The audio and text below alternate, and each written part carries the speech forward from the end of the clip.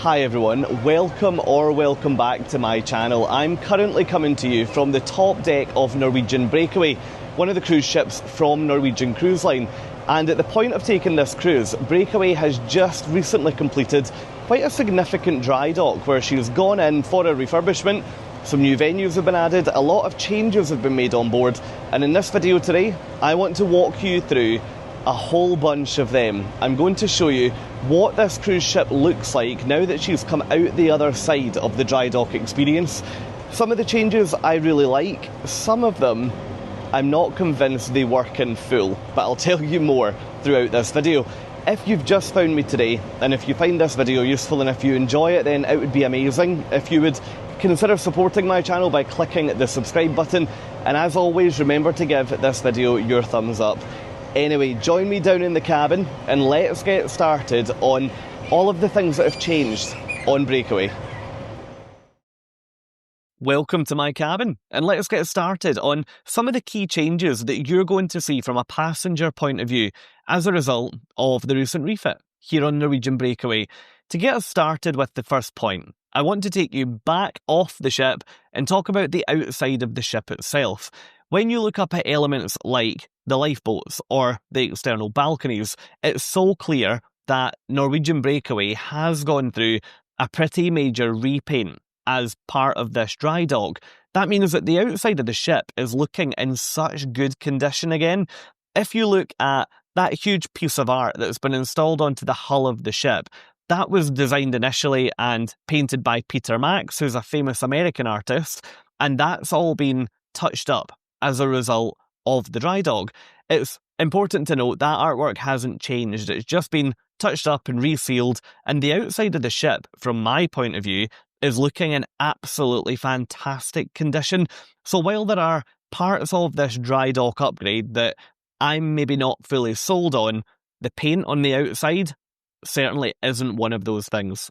Let's now move back on board the ship and let's talk about the many changes that have taken place on the ship itself. Looking back at older videos of this cruise ship versus what I've seen now during my current cruise, it's so clear that things like new carpets, some new fittings throughout a lot of the public spaces have made a huge difference to the guest experience on board.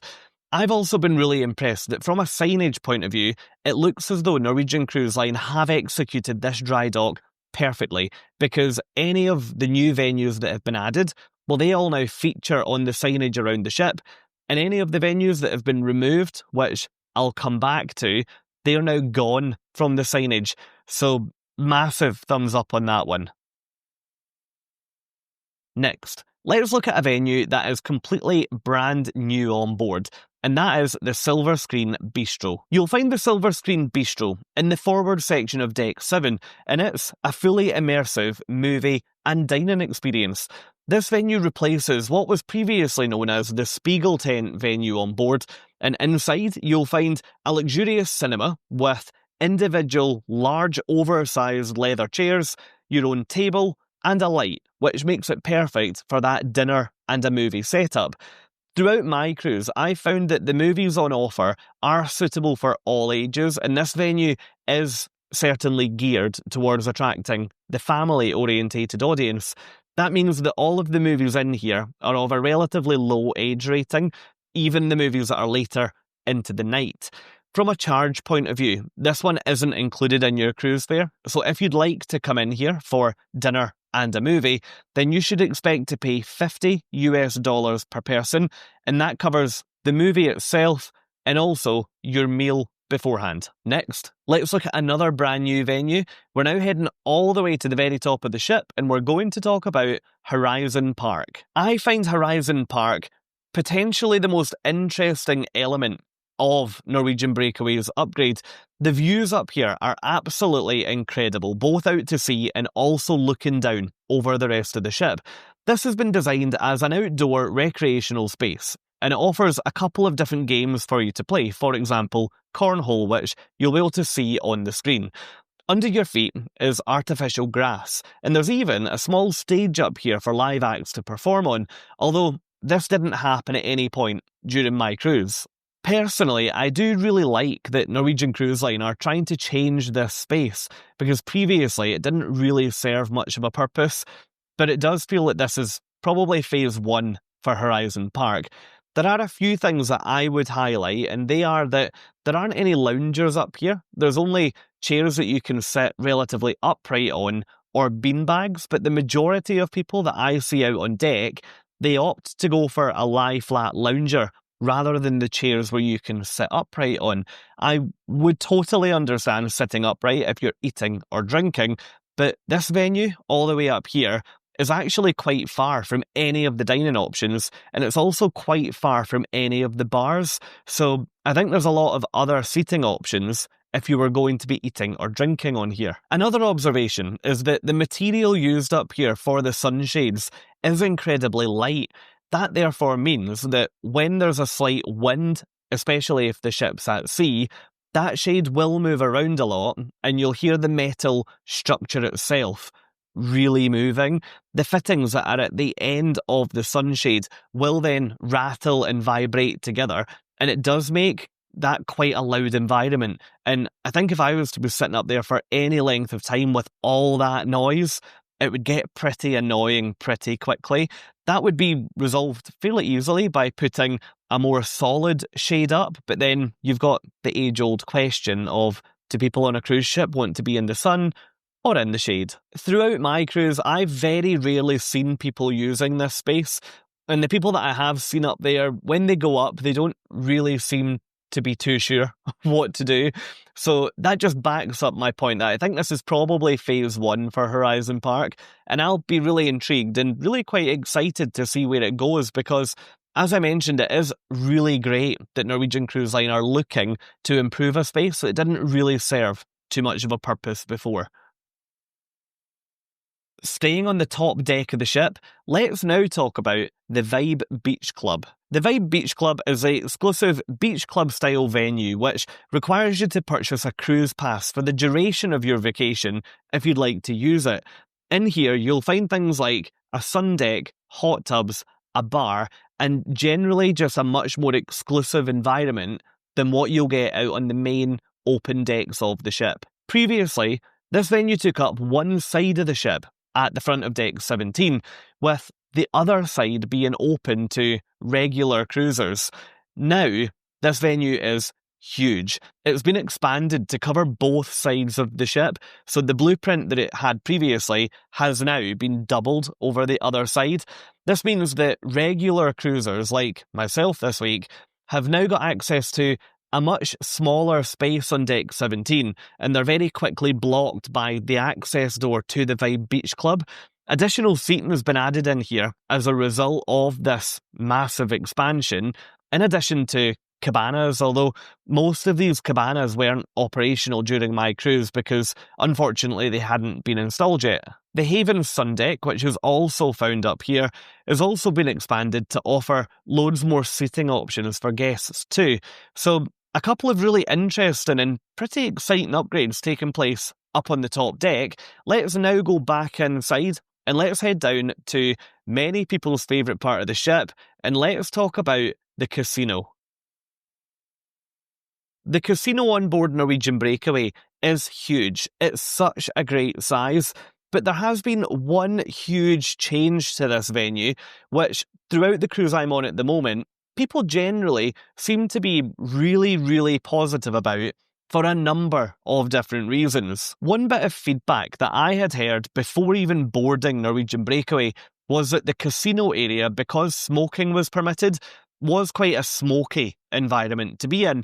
That smoke then spread to nearby venues, and multiple people had told me that they felt like Norwegian Breakaway was actually quite a smoky ship, which, as a non-smoker, really isn't ideal at times. What Norwegian have done to resolve this is they've installed these thick glass dividing walls between the smoking section of the casino and the non-smoking section of the casino. You can then go between these areas by pressing a button on the doors. The automatic doors then open and they then close again. So there's no risk of those doors being left open and the smell of smoke then migrating through to other venues. If you're a player and you're thinking, well, will I be negatively impacted as a smoker or a non-smoker by the location of various amenities? Well, in both the smoking and non-smoking section, you'll find a range of table games and also a range of slot machines, so I wouldn't worry too much about that. What I did find really interesting about this move is that the smoking section of the casino is actually really quite small when compared to the non-smoking section.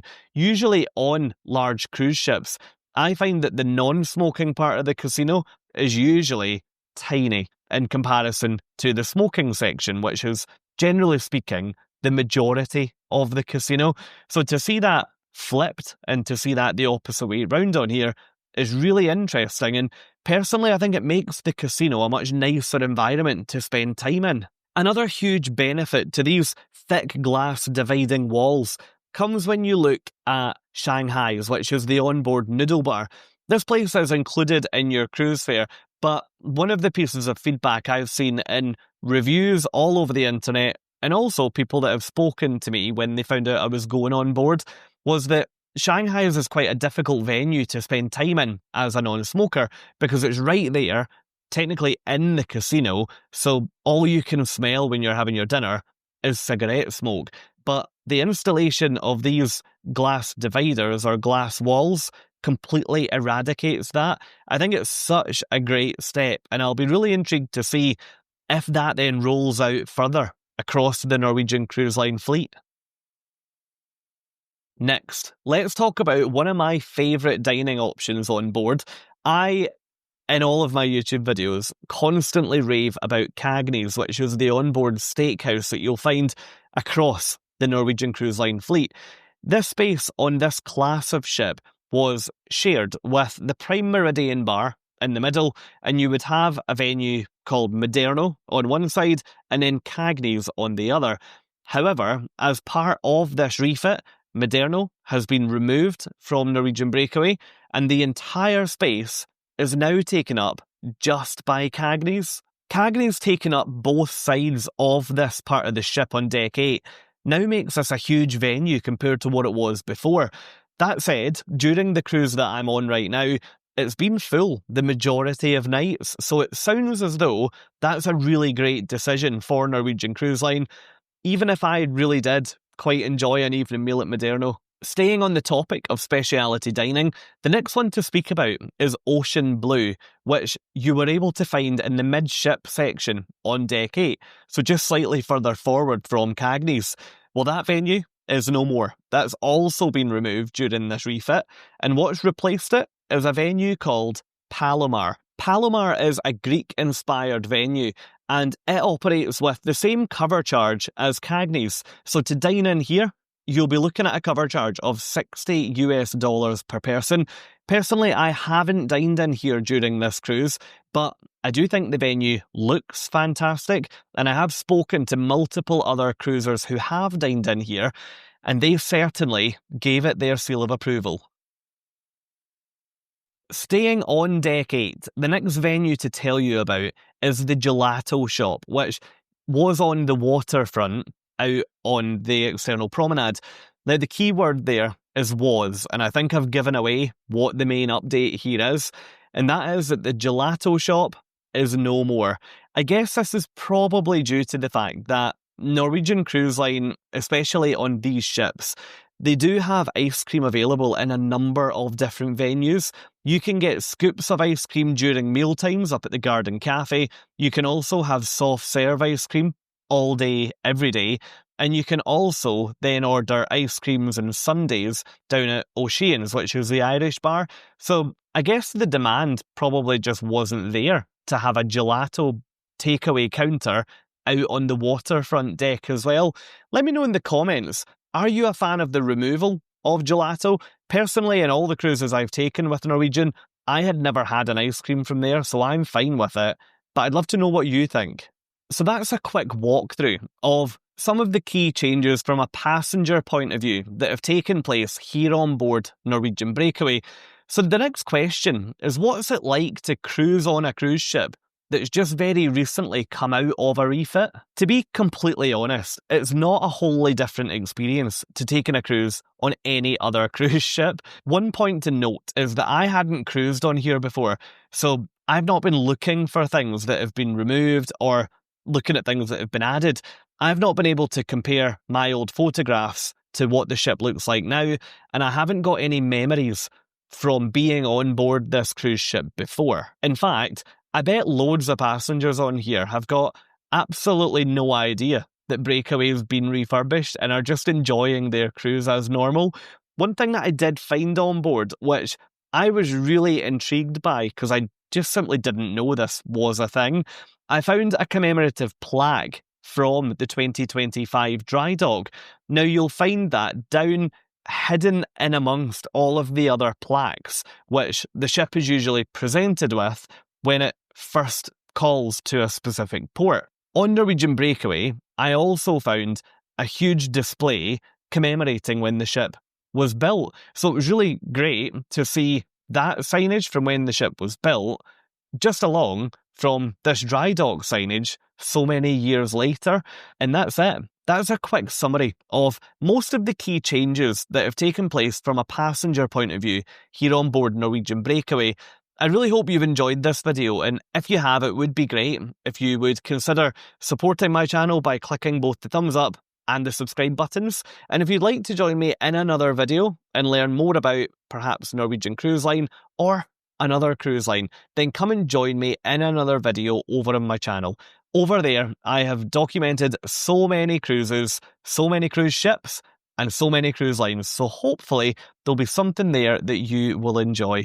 Let me know in the comments what you've thought of the changes to Norwegian Breakaway, and I'll hopefully see you in another video. Thank you very much for watching.